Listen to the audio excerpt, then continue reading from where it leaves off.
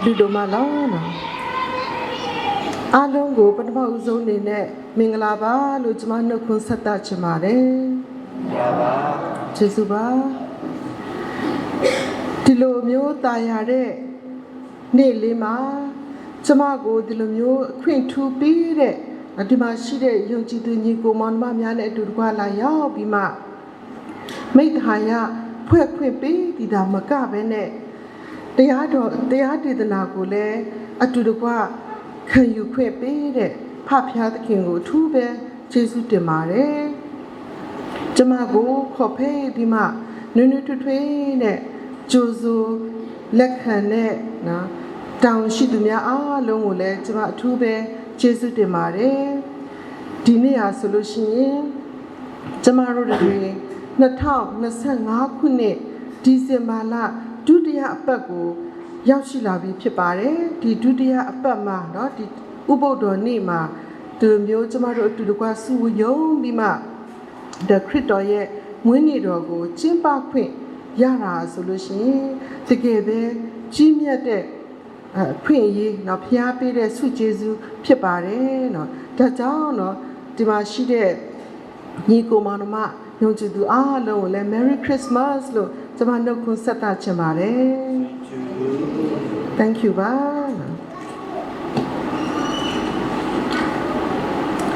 Christmas ကိုရောက်တဲ့အခါမှာเนาะကျွန်မတို့အားလုံးစိတ်ထဲမှာပျော်ရွှင်ကြမယ်လို့ကျွန်မယုံကြည်တယ်မျှော်လင့်ပါတယ်ကလေးငယ်တွေလည်းပဲအင်မတန်မှ Christmas ကိုရောက်အရင်ပျော်ရွှင်ကြတယ်ကျွန်မပြန်တတိရတယ်ကျွန်မကလေးဘဝတုန်းကပေါ့နော်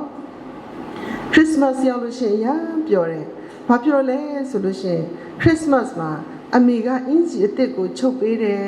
နော်ပြီးမှမုတ်တွေလည်းစားရတယ်နော် Christmas မှာဆိုလို့ရှိရင်ကျွန်တော်တို့တချင်းတွေလည်းဆိုရတယ်နော်ကလည်းကရတယ်အမျိုးမျိုးပေါ့နော်အစီအစဉ်တွေကျင်းပပေးတယ်ပေါ့နော်အဲ့ဒီအရာသာလေးကတကယ်ပဲကျွန်မမမိနိုင်တဲ့အရာသာလေးဖြစ်တယ်တကယ်ပဲပျော်ရွှင်ခဲ့ရတာပေါ့နော်ဒါကြောင့်ဒီမှာရှိတဲ့ယုံကြည်သူအယောက်စီတိုင်းလည်းပဲ Christmas လကိုရောက်ပြီဆိုတာနဲ့အင်မတန်မှပဲဒီခရစ်တော်ရဲ့မွေးဖွားခြင်းကိုပျော်လင့်နေကြမယ်ကြိုဆိုကြမယ်လို့ကျွန်မယုံကြည်ပါတယ်ဒီ Christmas လရောက်ပြီဆိုလို့ရှိရင်เนาะကျမတို့ဒီအခုဖျားเจ้าမှာကြည့်လိုက်မယ်ဆိုလို့ရှိရင်လည်း decoration တွေနဲ့အင်မတန်မှလှပတာကိုတွေ့ရတယ်အိမ်တွေမှာလည်းပဲကျမတို့အိမ်တွေကိုလှပပနဲ့ပြင်ဆင်ကြတာကိုတွေ့ရပါတယ်เนาะထို့တဲ့မကသေးဘူးကျမတို့ဒီကုမ္ပဏီတွေမှာရုံးတွေမှာတော့ဆေးရုံတွေမှာအဲ့လိုမျိုးခရစ်တော်ကိုကြိုဆိုပြီးမှလှပပနဲ့ပြင်ဆင်ပြီးမှကြိုဆိုကြတာကိုလည်းကျမတို့တွေ့ရပါတယ်ဒီကျမတို့အနေနဲ့ဒီကျမတို့ဒီသမိုင်းကိုပြန်ကြည့်လိုက်တဲ့အခါမှာပေါ့နော်ဒီ Christmas မှာဆိုလို့ရှိရင် Christmas ဘိုးဘိုးလို့ခေါ်တဲ့ Santa Claus ပေါ့နော်သူကျမတို့နဲ့ရင်းနှီးပြီးသားဖြစ်ပါတယ်နော်ဒီနယ်သာလန်နိုင်ငံမှာဆိုလို့ရှိရင်သူတို့ဒီဇင်ဘာ4 ရက်နေ့ကိုရောက်လာတဲ့အခါမှာသူတို့အဲ့ဒီနေ့ကို Saint Nicholas Day လို့သူတို့သတ်မှတ်ပြီးမှအဲ့ဒီနေ့မှာတငယ်ချင်းတွေချစ်တော်သူတွေကိုသူတို့လက်ဆောင်ပန်းနာတွေနဲ့ဆုအချင်းချင်းပေါ့နော်အပြန်အလှန်ပေးကြတာကိုသူတို့တွေ့ရပါတယ်ဒါဆိုလို့ရှိရင်တော့ခရစ်တော်ရဲ့မွေးဖွားတဲ့နေ့ရက်ကိုကြိုဆိုခြင်းတစ်မျိုးပဲဖြစ်ပါတယ်ပြီးတော့အဲ့ဒီ Czechoslovakia နိုင်ငံမှာပေါ့နော်သူတို့နိုင်ငံမှာကတော့အင်မတန်မှအေးတဲ့ရာသီဖြစ်ပါတယ်ပေါ့နော်အဲ့ဒါကြောင့်အဲ့လိုမျိုးအေးတဲ့အခါမှာတိုးထဲမှာရှိတဲ့အကောင်လေးတွေပေါ့သူတို့ဒီအေးတဲ့ရာသီကိုခံနိုင်ဖို့ရန်အတွက်ပေါ့နော်အဲ့ဒီမှာသူတို့ shelter house လေးတွေကိုဆောက်ပေးတယ်သူတို့ရဲ့အိမ်နီးနားပတ်ဝန်းကျင်မှာဆောက်ပေးတယ်အစားအစာတွေလည်းထားပေးတာကိုကျွန်မဖတ်ရပါတယ်ပြီးတော့အာဂျင်တီးနားနိုင်ငံမှာဆိုလို့ရှိရင်သူတို့ Christmas ကိုရောက်တဲ့အခါမှာဘာလုပ်လဲဆိုလို့ရှိရင်သူတို့တရိတ်ဆန်ရုံကိုသွားပြီးမှအဲ့ဒီတရိတ်ဆန်အကောင့်လေးကို Christmas လုပ်ပေးတယ်တော့ဒီအကောင့်လေးတွေသူတို့ကြိုက်တတ်တဲ့အစားအသောက်လေးတွေကိုသူတို့ယူဆောင်သွားပြီးမှအဲ့လိုမျိုးသူတို့ Christmas ကိုကျင်းပပေးတာကိုတွေ့ရပါတယ်เนาะကျွန်မပြန်စဉ်းစားကြည့်လိုက်တော့အော်เนาะသခင်ခရစ်တော်မွေးဖွားတဲ့ဒီ Christmas လာလေအားနော်ဒီလိုမျိုးကြိုဆိုတဲ့အခါမှာကျမတို့လူသားတွေလည်းလူသားတွေမကဘဲနဲ့နော်ဒီလိုမျိုးတခြားသောဖန်ဆင်းတဲ့အရာတွေလည်းပဲပါတယ်ဆိုတာကျမတွေ့ရပါတယ်ကျမတို့ခရစ်စမတ်ဆိုတာဘာလဲလို့ကျမတို့ပထမဦးဆုံးအနေနဲ့ကျမတို့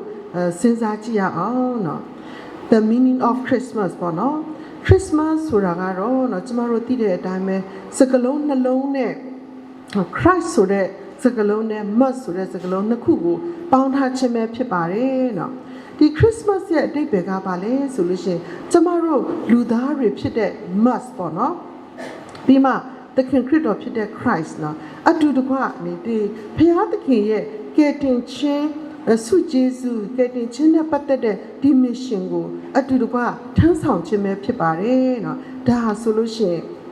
Christmas ရဲ့အဓိပ္ပာယ်လေးပဲဖြစ်ပါတယ်နော်တခါကျမကျောင်းသားတယောက်ကနေမှပြောဘူးတယ်ဘာပြောလဲဆိုလို့ရှိရင်ရွာတရွာမှာတဲ့ Christmas ကိုရောက်တော့တငယ်ချင်းနှစ်ယောက်ကသူတို့ Christmas အတီးတီးကိုတွားကြမယ်ပေါ့နော်တွားမဲ့ရွာလည်းမတူကြဘူးအဲ့ဒါနဲ့သူတို့ကရွာလေလမ်းမှာတွေ့ကြတယ်သူတငယ်ချင်းကိုမေးတယ်နေပဲတွားမလဲငါကဟိုးပဲရွာက Christmas ကိုတွားမယ်ပေါ့နော်နေကတော့ငါကတော့ဟိုးပဲအရှိရွာက Christmas ကိုတွားမယ်ဆိုတော့သူတို့လမ်းခွဲပြီးမှတွားကြတယ်တဲ့ညနေအချိန်ရောက်တော့သူတို့နှစ်ယောက်ကပြန်လာကြတာပေါ့နော်ရွာကိုပြန်လာတော့တခါလမ်းမှာပြန်ဆုံကြတယ်ပြန်ဆုံတော့သူတို့မေးကြတယ်ဟဲ့တဲ့နေ့ခရစ်စမတ်ကဘာလဲတဲ့ငါခရစ်စမတ်ကဝတ်သားဟင်းတဲ့နေ့ခရစ်စမတ်ကငါရဲ့ခရစ်စမတ်ကတော့ပဲတီးစုံဟင်းပေါ့နော်သူတို့တွေကမယုံကြည်တော့သူတွေပေါ့နော်သူတို့နားလေတာကတော့ကျမတို့ခရစ်စမတ်ကဒီလိုမျိုးလူတွေကိုအတူတကွနော်ဝိုင်းဖွဲ့ပြီးမှကျွေးမွေးတယ်ဖျားရှိခိုးတယ်ကျွေးမွေးတယ်အဲ့လိုမျိုးပဲသူတို့နားလေတာပေါ့နော်တကယ်ကျမတို့ရဲ့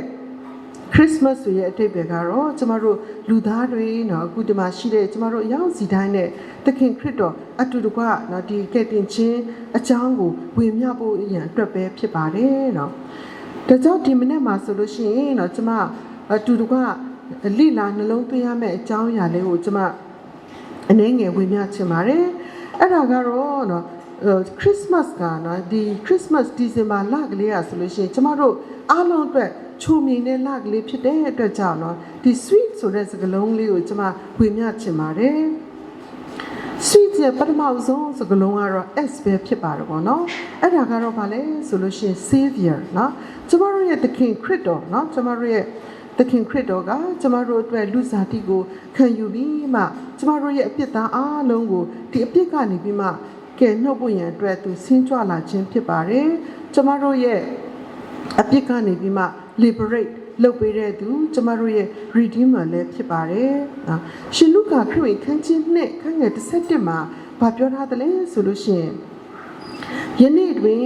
ဒါဝိဒ်၏မြို့၌သခင်ခရစ်တော်တည်းဟူသောကယ်တင်သောအရှင်သည်တင်တို့ဖို့အလို့ငါဖွားမြင်ခြင်းကိုခံတော်မူပြီးဆိုပြီးမှ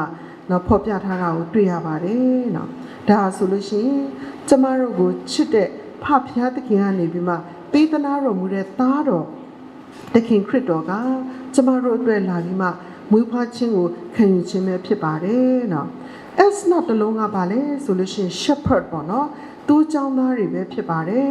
ကျမတို့ရှင်မာကုခရစ်ဝင်ခန်းကြီးနှစ်အခန်းငယ်8ကနေ18ကိုဖတ်ကြည့်မယ်ဆိုလို့ရှိရင်နော်ကျမတို့ဘာတွေ့ရလဲဆိုလို့ရှိရင်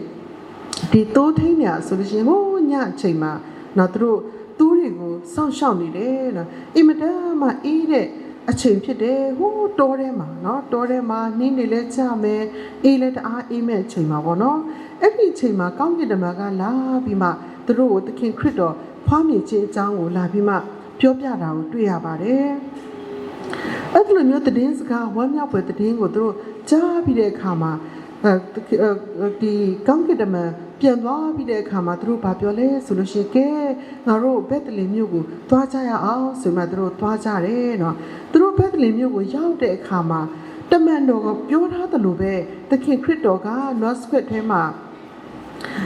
လဲလျောင်းနေတာကိုတွေ့ရတယ်ပြီးမှသူ့ရဲ့ဘေးနားမှာမေတော်မာရီနဲ့တကွနော်ယောသက်ကလည်းရှိနေတာကိုတွေ့ရပါတယ်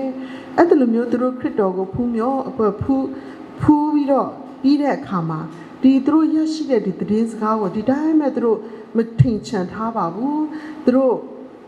ခြားသောသူတွေကိုတွားပြီးမှပြောပြပါတယ်နော်ဒီဝေမျှတာပေါ့နော်ဒီပျော်ရွှင်ခြင်းသတင်းစကားနော်ဝမ်းမြောက်ဖွယ်ရာသတင်းစကားကိုအဲ့လိုဝေမျှတဲ့အခါမှာနော်ကြံတဲ့သူတွေလည်းပဲကြားတဲ့အခါမှာသူတို့အင်မတန်မှပျော်ရွှင်ပြီးမှအံ့ဩကြတာကိုတွေ့ရပါတယ် S နောက်တစ်လုံးကပါလဲဆိုလို့ရှိရင် star ပဲဖြစ်ပါတယ်နော်ဒါဆိုလို့ရှိရင်နော်ကျမတို့အရောက်စီတိုင်းသိတဲ့နော်ဒီအံ့ဩဖွယ်ရာ wonderful ဖြစ်တဲ့ဒီ star ပေါ့နော်ဒီကြယ်ကြီးပေါ့နော်ဒီ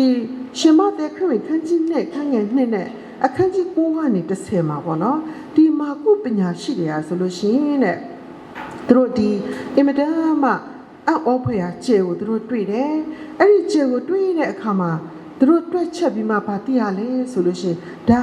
နော်ရှင်ဘီအစ်စ်ဖွားမြင်ပြီဆိုတာသူတို့သိလိုက်တယ်ဒါကြောင့်ဒီဖွားမြင်အစ်စ်ဖွားမြင်တဲ့ဒီဘီရင်ကိုသူတို့ဖူးမြော်ဖို့ရင်အတွက်သူတို့လာပြီးမှရှာတဲ့အကြောင်းပဲဖြစ်ပါတယ်နော်အဲ့သူတို့လာရှာတဲ့အခါမှာဒီကြယ်လေးอ่ะဆိုလို့ရှိရင်သူတို့ကိုလမ်းပြပေးတဲ့တငယ်တော်ယေရှုရှိတဲ့နေရာရောက်တဲ့အထိလမ်းပြပေးတာကိုတွေ့ရပါတယ်နော်ဒီမာကုပညာရှိတယ်ဆိုလို့ရှိရင်သူတို့တငယ်တော်ယေရှုကိုရောက်တဲ့အခါမှာနော်အဲ့ဒီနေရာရောက်တော့ကြယ်ကလေးကသူ့ဟာသူရပ်တန်းပြီးမှအဲ့ဒီမှာပဲရှိနေတယ်သူတို့ကြယ်ကိုတွေ့တဲ့အခါမှာအင်မတန်မှဝမ်းမြောက်ဝမ်းသာဖြစ်တယ်ဆိုမှကျမ်းစာကဖော်ပြထားတာကိုတွေ့ရပါတယ်ဒုတိယစကားလုံးလေးကတော့ W ပဲဖြစ်ပါတယ်ဒါကတော့ wonderful ပေါ့နော်ဒီသခင်ခရစ်တော်မွေးဖွားတာဆိုလို့ရှိရင်ကျမတို့လူသားအနေနဲ့တွေးကြည့်မယ်ဆိုလို့ရှိရင်တကယ်ပဲအံ့ဩစရာဖြစ်တယ်ဘာဖြစ်လို့လဲဆိုလို့ရှိရင်ကျမတို့ရဲ့ဘုရားသခင်နော်သခင်ခရစ်တော်ဆိုလို့ရှိရင်နော်တတို့သမီးကညာနေပြီးမှဖွားမြင်တယ်ဒါဆိုလို့ရှိရင်လည်းပဲတကယ်အဖြစ်အပျက်ဖြစ်တယ်ဒါကြောင့်ကြားရတဲ့သူတန်းကိုအံ့အားသင့်စေတာကိုကျမတို့တွေ့ရပါတယ်နော်ဒီတငယ်တော်ယေရှုကနော်ဒီမွေးဖွားမယ်ဆိုတာနော်ခဏတော့က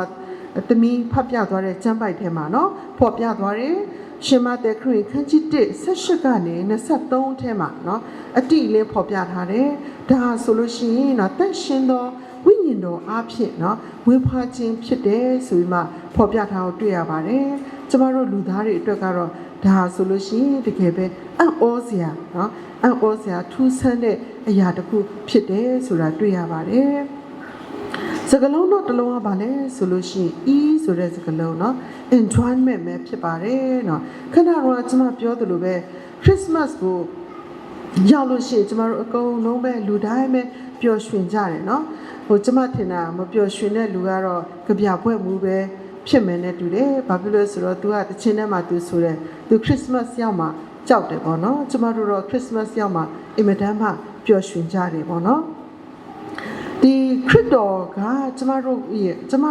သူလာပြီးမှမွေးဖွားခြင်းအဖြစ်ကျမတို့တရားဆိုလို့ရှိရင်နော်အပြစ်သားဘဝမှာလွတ်မြောက်ခွင့်ကိုရတယ်နော်ဒီပျော်ရွှင်ခြင်းကိုနော်ခဏတော့တိုးထိန်သူလိုပဲနော်ကျမတို့လည်းပဲတခြားသောသူတွေကိုဝေမျှကြတယ်နော်ခရစ်စမတ်ရောက်လို့ရှိရင်ကျမတို့ချစ်တော်သူတွေကိုလက်ဆောင်တွေပေးကြမယ်အချင်းချင်းနဲ့လက်ဆောင်တွေဖလှယ်ကြမယ်လက်ဆောင်တွေဝယ်ဖို့ရန်အတွက်လည်းကျမတို့အလုပ်တွေလည်းများကြမှာဖြစ်ပါတယ်။တော့အနောက်နိုင်ငံတွေမှာကြတော့ဒီ Christmas လာရောက်ပြီဆိုလို့ရှိရင်သူတို့ sale ပေါ့နော်ဈေးတွေကုန်စည်နှုန်းတွေချပြီးမှလူတိုင်းဝယ်နိုင်အောင်ပေါ့နော်လူတိုင်းလက်ဆောင်ကိုဝယ်နိုင်အောင်သူတို့ပြုလုပ်ပေးတာကိုတွေ့ရပါတယ်နော်ထို့ထက်မကသေးဘူးကျမတို့ဒီခရစ်စမတ်ရောက်တဲ့အခါမှာကျမတို့ချစ်တော်သူတွေခင်တော်သူတွေကိုခေါ်ဖိတ်ပြီးမှနော်ကျွေးမွေးပြုစုတယ်နော်သူတို့ကိုကောင်းမဲ့အရာတွေလက်ဆောင်ပေးတယ်အစားအသောက်တွေနဲ့လည်းကျွေးမွေးပြုစုတာကိုတွေ့ရပါတယ်ပြီးမှခရစ်စမတ်ရာသီရောက်လို့ရှိရင်နော်ဝေးကွာသွားတဲ့မိသားစုတွေအချင်းချင်းပြန်လဲပြီးမှတွေ့ဆုံကြတယ်နော်ပေါင်းစည်းကြရတာကိုလည်းကျမတို့တွေ့ရပါတယ်နော်ကျမလည်းပဲဒါဖခင်ရဲ့ကျေးဇူးတော်ကိုချီးမွမ်းနေနော်ဒီဇင်ဘာလပထမအပတ်ရောက်တဲ့အခါမှာကျမရဲ့ကျောင်းသူလေးနော်ဆရာမတူတူပေါ်သူကလှိုင်သားရအတင်းတော်ကပေါ့နော်အဲ့ဒါကျမကိုလာခေါ်တယ်အမွေးတဲ့ Christmas message လေးလာပေးပေးပါပွဲတော်မင်္ဂလာလဲလာပေးပေးပါပေါ့နော်အဲ့ဒီကိုသူ့ရဲ့အတင်းတော်ရောက်သွားတော့အဲ့ဒီမှာကျောင်းကနေပြီးမှအောင်သွားတဲ့တခြားသောသားတွေသမီးတွေကိုလည်းပြန်တွေ့ရတယ်ပေါ့နော်အင်မတန်မှဝ ဝမ်းမြောက်ဝမ်းသာဖြစ်ရတယ်ပေါ့နော်ဒီနေ့မှာလည်းပဲဆ iam မ Evelyn ကနေပြီးလာဖိတ်တယ်အမိုးကြီးနော်ဒီ Christmas နဲ့ဒီbirthday ပေါ့နော်လာခဲ့ပါဆိုမှဖိတ်တဲ့အခါမှာနော်ဒီမှာလည်းပဲမမျော်လင့်မဲနဲ့သားတွေသမီးတွေပြန်တွေ့ရတယ်နော်ဒေါက်တာဇင်ဘယ်ဆိုလို့ရှိရင်ကျွန်မမတွေ့ရတာတော်တော်ကြာပြီသူ့ကိုစာတင်တော့ကပဲတွေ့ရတယ်ပေါ့နော်ဒီနေ့မှပြန်တွေ့ရတယ်တကယ်ပျော်တယ်နော်ပြီးမှဆရာအတော်ကြီးသူ့ကိုလည်း MDiv တက်တော့ကျွန်မသင်ရတယ်ဆရာမကွာလာဖောသူကတော့ဆန်းသူကတော့ကျောင်းမှာ music လာတက်တယ် music လာတက်တော့သူ biblical subject ကိုเนาะကျွန်မအတန်းကျွန်မသင်တဲ့အတန်းမှာ तू ကကျွန်မအချိန်ဆိုလို့ရှိရင် तू လာပြီးမှတက်ရတယ်ပေါ့เนาะဒါကြောင့်အဲ့ဒီကတည်းကသူ့နဲ့ရင်းနှီးနေတယ်ပေါ့เนาะပြီးမှဆရာခဏတော့ဆူတောင်းပေးသွားတဲ့ဆရာဆိုလည်းပဲကျွန်မရဲ့အကြောင်းသားတွေပေါ့เนาะဒါမမျော်လင့်မဲနဲ့တပည့်လို့ပြောမလားသမီးရဲ့အမျိုးသားဆိုတော့တမက်ပေါ့เนาะဒီဆ iam မဘေဘီဖိုးရဲ့အမျိုးသားเนาะသူမင်္ဂလာဆောင်တော့ကတော့ဓာတ်ပုံထဲမှာပဲတွေ့ရတယ်เนาะဒီမှာလဲလာတွေ့ရတယ်ဒါဆိုလို့ရှိရင်ဖခင်ကနေပြီးမှကျမကိုပြန်ပြီးမှပို့ဆောင်ပေးတာပေါ့เนาะပို့ဆောင်ပေးတဲ့အတွက်ကြောင့်ဘိုးတုံးကเนาะမတွေ့ရတာကြားပြီးဖြစ်တဲ့သားတွေသမီးတွေနဲ့ပြန်လည်ပြီးမှတွေ့ခွင့်ရတယ်ထို့ထက်မကသေးဘူးဒီမှာရှိတဲ့ယုံကြည်သူညီကိုမောင်မအားလုံးနဲ့လည်းပဲဖခင်သခင်ကနေပြီးမှဆုံတွေ့ခွင့်ပေးတယ်ဒါဆိုလို့ရှိရင် Christmas ရဲ့ကျမတို့အတွက်ကြီးမြတ်တဲ့လက်ဆောင်လေးဖြစ်တယ်ပေါ့နော်ဖခင်ပေးတဲ့လက်ဆောင်လေးဖြစ်တယ်ဆိုတာကျမပြောချင်ပါတယ်နော်ဒါကြောင့် Christmas ကိုရောက်တဲ့အခါမှာကျမတို့တွေအင်မတန်မှပျော်ရွှင်ပြီးမှပျော်ရွှင်ရွှင်နဲ့ခရစ်တော်ရဲ့မွေးဖွားခြင်းကိုကြိုဆိုကြရအောင်နော်နောက်လေးလုံးမြောက်နော်ဤရပါလဲဆိုလို့ရှိရင် eternal life ပဲဖြစ်ပါတယ်နော်ဒါဆိုလို့ရှိရင်လည်းပဲသခင်ခရစ်တော်ကနေပြီးမှကျမတို့အတွက်နော်ပြင်ဆင်ပေးတဲ့ဆုကျေးဇူးမင်္ဂလာပဲဖြစ်ပါတယ်ကျမတို့ဒီတမလွန်ပေါ့နော်တည်သွားပြီးတဲ့နောက်ပိုင်းမှာနော်သခင်ခရစ်တော်ရဲ့နဲ့အတူနော်ပါရာတိတုတ်ပေါ်မှာပြန်လဲပြီးမှအတူတကွနေထိုင်ဖို့ရန်အတွက်နော်ဖျားပေးတဲ့ဒါဆိုလို့ရှိရင် eternal life ပဲဖြစ်ပါတယ်ကျမတို့ယောဟန်ခန်းကြီး7အခန်းငယ်25နဲ့26ပေါ့နော်အဲ့ဒါကဘာအကြောင်းလဲဆိုလို့ရှိရင်လာဇရုအကြောင်းပဲဖြစ်ပါတယ်ကျမတို့အားလုံးပဲသိကြမှာဖြစ်ပါတယ်ဒီလာဇရုနဲ့သူ့ရဲ့ညီမတွေပေါ့နော်မာရိနဲ့မာသတို့อ่ะဆိုလို့ရှိရင်နော်သခင်ခရစ်တော်နဲ့အင်မတန်မှယဉ်နေတဲ့သခင်ခရစ်တော်တို့ကိုအင်မတန်မှချစ်တဲ့မိသားစုလေးပဲဖြစ်ပါတယ်သူတို့อ่ะဆိုလို့ရှိရင်ဘေသနိရွာလေးမှာသူတို့နေတယ်သခင်ခရစ်တော်ကသူအမှုတော်ဆောင်ခြင်းကိုသူပြုတယ်လူသားတနာလုပ်ငန်းမှာနော်တရားဒေသနာတော်လိုက်လံပြီးမှသူဟောကြားတယ်အဲ့ဒါလိုမျိုးသူဟောတဲ့အခါမှာနော်ဒီဘေသနိမြို့လေးနဲ့နီးတဲ့နေရာကိုရောက်တိုင်းသူတို့ရဲ့အိမ်ကိုသွားပြီးမှအလဲပတ်ပြူတာကိုတွေ့ရပါတယ်သူတို့လည်းပဲသခင်ခရစ်တော်ကိုချစ်တယ်သခင်ခရစ်တော်ရောက်လာပြီဆိုလို့ရှိရင်သခင်ခရစ်တော်နဲ့သူ့ရဲ့တပည့်တော်တွေအတွက်အစားအသောက်တွေပြင်ဆင်ပေးတယ်အိတ်ဆရာအတွက်အိတ်ရာတွေပြင်ဆင်ပေးတယ်ပြီးတော့လူတွေမရှိပါတော့သူတို့အမှ fellowship တွေအင်မတန်မှပျော်ပျော်ရွှင်ရွှင်နဲ့ကုံဆုံးခဲ့တာကိုတွေ့ရပါတယ်ဒီနေ့မှာလာဇရုကဆုံးသွားတယ်ပေါ့နော်သခင်ခရစ်တော်ကနောက်မှသူကြားတဲ့အခါမှာသူသွားတယ်သူသွားတော့မာသကဘာပြောလဲဆိုလို့ရှိရင်သခင်ခရစ်တော်ပြောတယ်ပေါ့နော်သခင်နော်ဒီမှာရှိမယ်ဆိုလို့ရှိရင်လာဇရုကမဆုံးဘူးပေါ့နော်မတည်ဘူးပေါ့ဒါမဲ့သခင်ခရစ်တော်မရှိတဲ့အတွက်ကြောင့်သူကဆုံးသွားပြီပေါ့နော်သခင်ခရစ်တော်ရောက်တဲ့အခါမှာသူ့ကိုမြင်မြုပ်ပြီးတာ၄ရက်တောင်ရှိသွားပြီပေါ့နော်သူတော်ညာလည်းပဲသခင်ခရစ်တော်ကလာဇရုကိုပြန်လဲပြီးမှရှင်ပြန်ထမြောက်စေခဲ့တယ်ပြီးတော့သခင်ခရစ်တော်ဘာပြောလဲဆိုလို့ရှိရင်နော်ငါ့ကိုယုံကြည်တော်သူသည်နော်တည်လွန်တော်လဲရှင်လိမ့်မည်နော်ဒါဆိုလို့ရှိရင်ကျမတို့ယုံကြည်သူအယောက်စီတိုင်းအတွက်တကယ်ပဲယုံကြည်စိတ်ချရတဲ့တမလွန်ဘဝရဲ့နော် eternal life လေးပဲဖြစ်ပါတယ်နော်နောက်ပြီးဆုံးစကလုံးတစ်လုံးကတော့ထီပဲဖြစ်ပါတယ်ထီကတော့ tenderness ပေါ့နော်ကျင်နာတနာခြင်းပဲဖြစ်ပါတယ်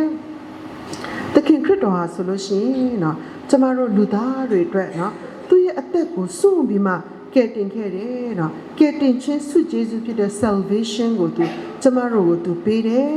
ပြီးတော့သူ့ရဲ့ဒီဖွားမြင်ခြင်းဟာဆိုလို့ရှိရင်အင်မတန်မှwonder ပေါ့နော်အင်မတန်မှအံ့ဩဖွယ်ရာဖြစ်တယ်ပြီးတော့သူ့ရဲ့မွေးဖွားခြင်းအတွက်ကြောင့်ကျမတို့တွေအင်မတန်မှပျော်ရွှင်ရတယ်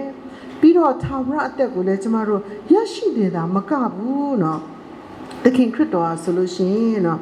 အင်မတန်မှနူးညံ့နဲ့နော်နှိမ့်ချတဲ့စိတ်နှလုံးကိုလည်းပိုင်ရှင်လည်းဖြစ်ပြီးမှနော်ကျမတို့လည်းအဲ့လိုမျိုးပဲသူတွန်းတင်နေတာကိုတွေ့ရပါတယ်နော်ကျမတို့ရှင်မတဲ့ခရစ်ဝင်ခန်းကြီး7:28ကနေ30မှာကျမတို့ကြည့်မယ်ဆိုလို့ရှိရင်နော်ဝန်လေးပြီးမှပြင်မသောသူပေါင်းတို့ငါထံသို့လာကြလောဆိုပြီးမှသူနှိမ့်ချစွာနဲ့နော်သူရဲ့စိတ်နှလုံးသားနူးညံ့နေဆိုမှပြောထားတာကိုလည်းတွေ့ရပါတယ်နော်ဒါဆိုလို့ရှိရင်ကျမတို့ယုံကြည်သူရောက်စီတိုင်းကိုနော်သခင်ခရစ်တော်လိုပဲကျမတို့ရောက်စီတိုင်းလည်းပဲနှိမ့်ချသောစိတ်ကိုမွေးမြူးပြီးမှနော်သခင်ခရစ်တော်နဲ့ဆက်ပြီးမှဆက်ပြီးမှရှောက်လန်းသွားဖို့ရန်အတွက်ပဲတွန်းတင်နေတာဖြစ်ပါတယ်နော်ပြီးတော့ဒီသခင်ခရစ်တော်ဟာဆိုလို့ရှိရင်နော်ကျမတို့အတွက်ခဏတော့ကျမ်းစာထဲမှာဖော်ပြထားတယ်လို့ပဲနော်အီမာနွေလဖခင်နော်အီမာနွေလရဲ့အဓိပ္ပာယ်ကနော်ကျမတို့နဲ့အတူရှိသောဖခင်ဖြစ်တယ်နော်ကျမတို့လူသားတွေနော်အထူးသဖြင့်ကျမတို့မြန်မာနိုင်ငံမှာရှိတဲ့တိုင်းသူပြည်သားတွေနော်ကျမတို့အခုမုန်တိုင်းမျိုးကိုရင်ဆိုင်နေကြရပါတယ်နော်စစ်ပြည့်ခြင်းဝမ်းနည်းခြင်းပူဆွေးခြင်းတောကရောက်ခြင်းမျိုးကိုကျမတို့ရင်ဆိုင်ရပါတယ်သို့တော်ညာလည်းပဲကျမတို့ကိုချစ်တော်သခင်ခရစ်တော်ဖခင်နော်ကျမတို့လည်းချစ်တဲ့သခင်ခရစ်တော်ဖခင်ကျမတို့ကိုစွန့်ပစ်မသွားပါဘူးကျမတို့နဲ့အမြဲတမ်းသူအတူရှိနေတယ်နော်ဒါဆိုလို့ရှိရင်တကယ်ပဲကျမတို့အတွက်ယုံကြည်စိတ်ချရတဲ့ဂတိတော်ပဲဖြစ်ပါတယ်ဒါကြောင့်နောက်ပိတ်ဆုံးအနေနဲ့နော်ဒီ